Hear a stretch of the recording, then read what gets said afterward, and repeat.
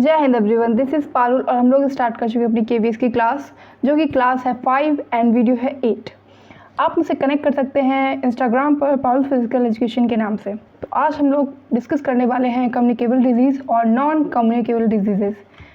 तो डिजीज़ क्या होता है, रोग किसे कहते हैं, रोग क्या होता है, हमारे टिश्यू को, ऑर्गन को, हमारी पूरी बॉडी को इफ़ेक्ट करता है। ठीक है, जो हमारे अंदर के फंक्शंस हैं, स्ट्रक्चर है, सबको नेगेटिवली इफ़ेक्ट करता है। ठीक है, तो अब हम इसका एग्जांपल देखें तो प्रोटोजोआ है और फंगी है और भी चीज़ें हैं। ठीक है, टाइप्स ऑफ डिजीज़ देख ले तो इसमें दो तरीके के टाइप्स आते हैं, जो कि जन्मजात रोग होता है और दूसरा होता है अधिग्रहित रोग। जन्मजात रोग क्या होते हैं, जो कि one generation to another generation आते हैं, यानी कि हम अपने पेरेंट्स से जो डिजीज़ लाते हैं, यानी क्रॉनिक डिजीज़, जेनेटिक एबनॉर्मेलिटी हो गई, तो ये सारे होते हैं जन्मजात रोग। और अधिग्रहित रोग क्या होते हैं, जो जन्म के पश्चात उत्पन्न होते हैं। ठीक है, इसमें भी इसके 2 पार्ट्स हैं, कम्युनिकेबल और इन्फेक्शियस डिजीज़ और नॉन कम्युनिकेबल डिजीज़। जो कि आज का हमारा टॉपिक है वो आता है अधिग्रहित रोगों में। ठीक है, तो मीनिंग ऑफ कम्युनिकेबल डिजीज़ को देखें तो क्या होता है meaning of communicable disease. Communicable disease को हम इन्फेक्शियस डिजीज़ भी कहते हैं, और ये एक पर्सन से दूसरे पर्सन को, एनिमल टू ह्यूमन को हो जाती हैं।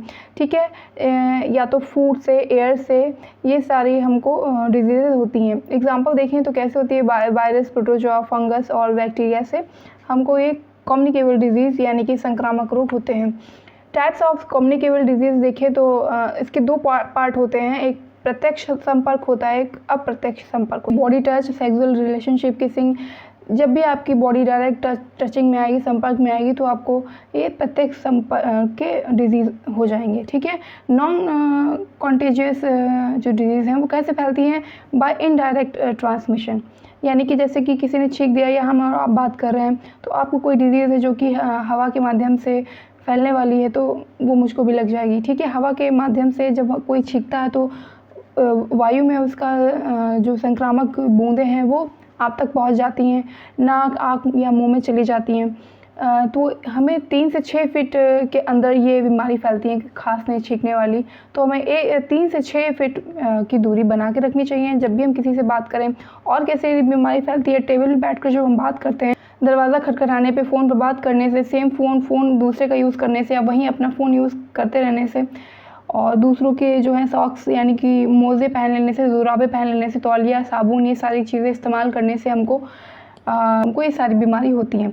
ठीक है, नॉन कम्युनिकेबल डिजीज़ के बारे में देखें तो ये डेफिशिएंसी रोग है, न्यूट्रिशन का, मेटाबॉलिक डिजीज़ है, मेटाबॉलिक एलर्जीज़ हैं, इंजरीज़ हैं और कैंसर डिजीज़ हैं, ये हमारी नॉन कम्युनिकेबल डिजीज़ में आ जाती हैं। तो हम कम्युनिकेबल डिजीज़ और इन्फेक्शियस डिजीज़ के बारे में पढ़ते हैं। ये एक्सटर्नल कॉजेज़ होते हैं, जो कि इन्फेक्शन डिजीज़ होती हैं by air, by food, by water, by insects भी फैलती हैं। ठीक है, तो वन बाय वन देखते हैं कि बैक्टीरियल डिजीज़ में कौन कौन सी डिजीज़ आती हैं और उनके फंक्शंस क्या क्या हैं।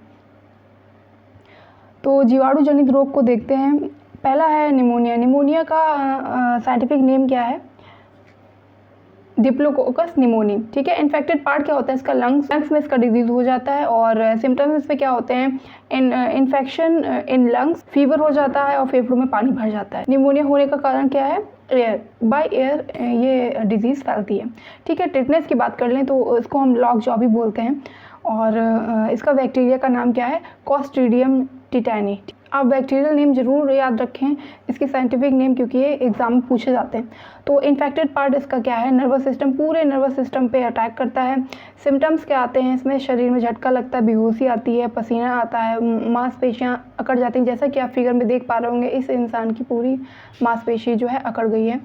और ये कैसे हो जाता है, कोई लोहे की चीज़ लग जाती है या कोई आपका पार्ट कटा हुआ है तो उससे डर्ट घुस जाती है, गंदगी घुस जाती है, तो उससे हमारा ये टिटनेस हो जाता है। ठीक है, फूड पॉइजनिंग। ठीक है, तो इसका बैक्टीरियल नेम क्या है, बैक्टीरिया का नाम क्या है, Bacterium botulinum। तो इन्फेक्टेड पार्ट क्या होता है इसमें, इंटेस्टाइन और आपका पूरा डाइजेस्टिव सिस्टम अफेक्ट होता है। ठीक है, सिम्टम्स क्या होते हैं इसमें, उल्टी आती है, दोहरी दृष्टि यानी चक्कर आते हैं, आपको इंसान दो दिखते हैं। रीज़न क्या होता है इसका, फूड, गंदा फूड खा लेना या गंदा पानी पी लेना, या बिना धुले ही आप कुछ कोई फल या फ्रूट खा रहे हैं, सब्जियां खा रहे हैं, कुक जब आप कोई भी चीज़ कुक करते हैं तो उसके पर्टिकुलर टेम्परेचर पे आप कुक नहीं करते हैं, अपने हाथों को सही से नहीं धुलते हैं, तो हमको फूड पॉइजनिंग हो जाती है।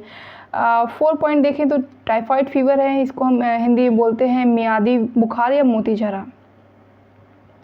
इसका बैक्टीरियल नेम है साल्मोनेला टाइफी, ठीक है। इन्फेक्टेड पार्ट है इंटेस्टाइन और डाइजेस्टिव सिस्टम, जैसे आप फिगर पे देख पा रहे होंगे।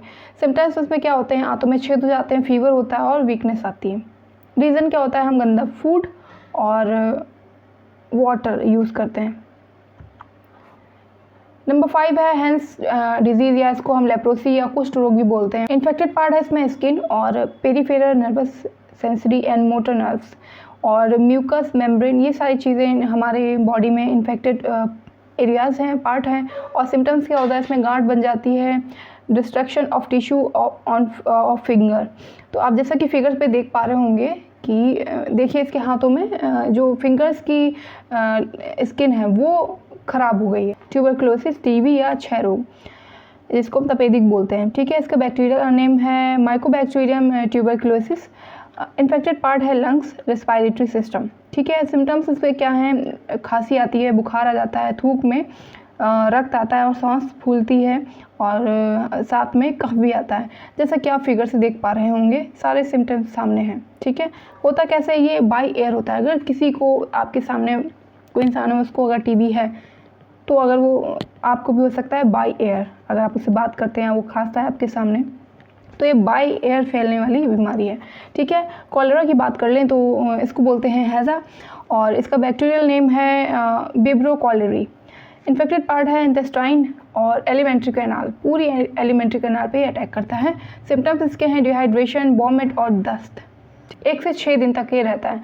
रीज़न इसका क्या है, वाटर एंड फूड, गंदा पानी और इन्फेक्टेड आप खुला हुआ या गंदी तरीके से बनाया गया या साफ़ सुथरे तरीके से ना बनाया गया हुआ खाना खाते हैं।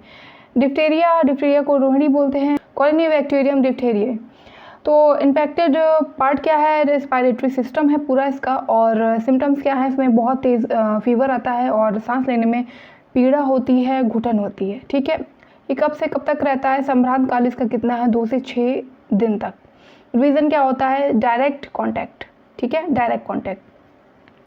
इसका टेस्ट होता है जो कि स्टिक टेस्ट होता है और जैसा कि आप देख सकते हैं फिगर पे किस तरह से ये हमारे मुंह में होता है ये, और हमारे गले को किस तरह से पहले तो ये नॉर्मल है, ये फर्स्ट वाला मेरा पॉइंटर देखिए नॉर्मल है, और दूसरा वाला ये थोड़ा सा हल्का सा इन्फेक्टेड हुआ है।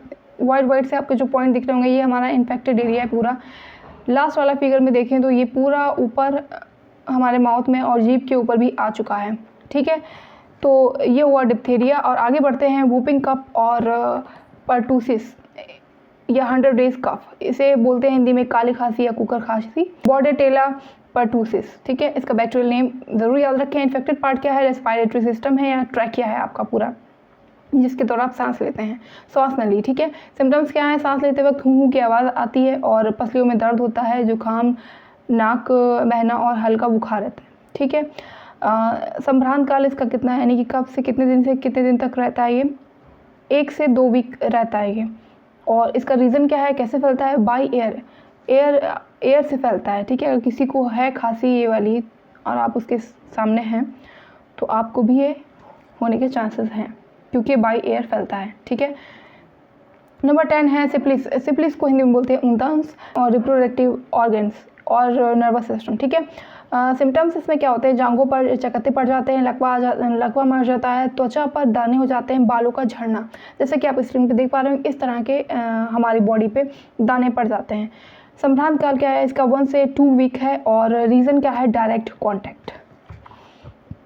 प्लेग की बात करें तो प्लेग क्या है, पेस्टेरुला पेस्टिस, ठीक है। तो इन्फेक्टेड पार्ट क्या है, इसमें अंडर आर्म्स, लंग्स और आरबीसी पे अटैक करता है। और सिम्टम्स क्या है, इसके तीव्र ज्वर आता है, यानी कि हाई फीवर आता है, आंखों में गिल्टी होती है, बेहोशी आती है, ठीक है। और संभ्रांत काल का क्या है, 2 से 6 सप्ताह, ठीक है। रीज़न क्या होता है, रैट या इंसेक्ट या फिर वाटर और फूड, इन सारी चीज़ों से हमारा प्लेग फैलता है।